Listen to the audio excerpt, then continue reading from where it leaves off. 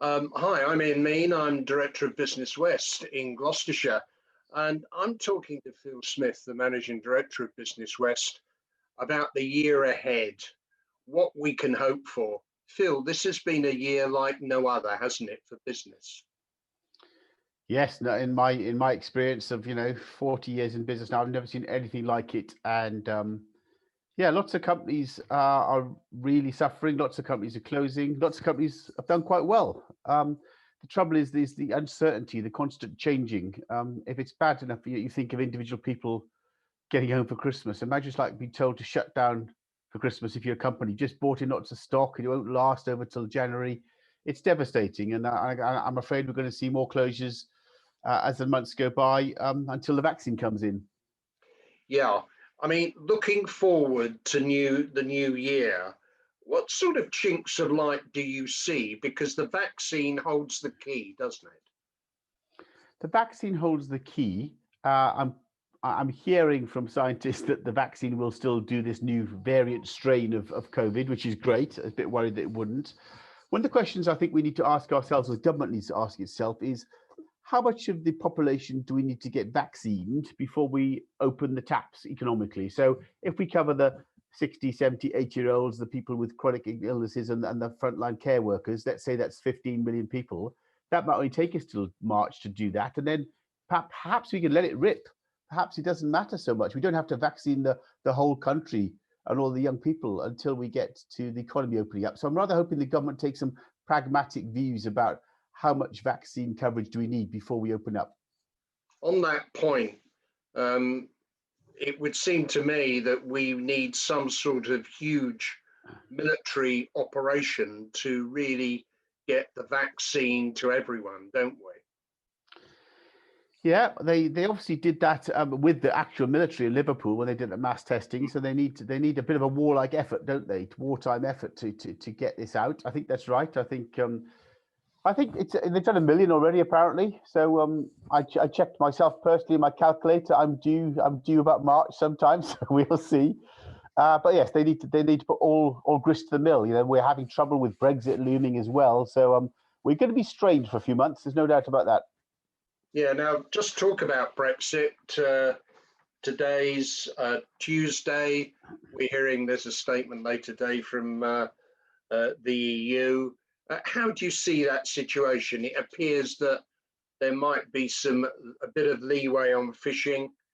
How do you think all this is going to turn out? Um, I still think we might get a deal. I don't know how much posturing and optics is involved in this and theatre. I'm rather hoping. I've got lots of bottles of prosecco out on deals, so we'll see. We'll see what happens. I think we'll get a deal. It might not be the deal that we were expecting, but I think both sides need to do a bit of face saving, particularly with the COVID pandemic. We're shooting ourselves in the foot, both sides of the Straits of Dover.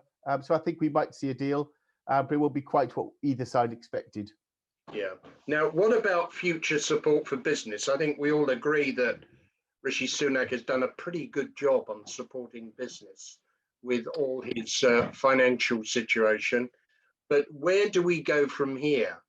Are you expecting the government to make more finance available to support companies and firms?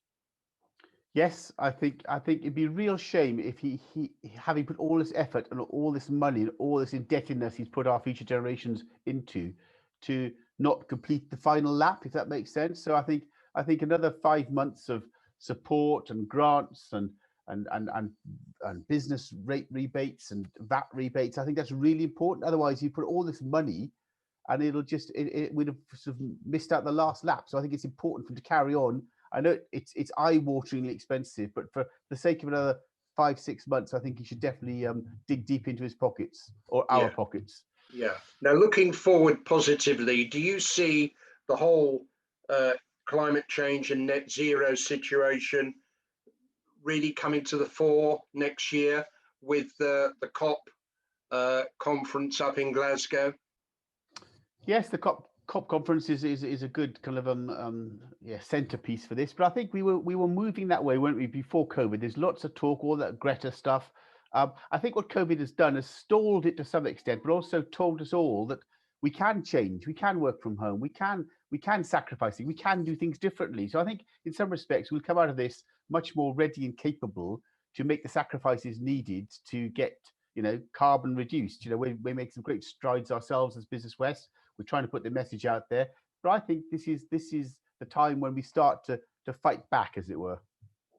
And the big message that you've taken out of this for Business West? I think Business West has proven its worth again as part of the key bits of the glue of the business community, Ian. I think we've done a fantastic job at singing my team's praises. I think we really have stepped up. You know, we're losing money. There's no doubt about it. We've invested in being the Chamber of Commerce for this area. And I just hope it's recognised downstream, both from members and from the government, that we are an important part of any ecosystem. Thanks, Phil. Have a safe and happy Christmas. Thank you, Ian. See you in the new year.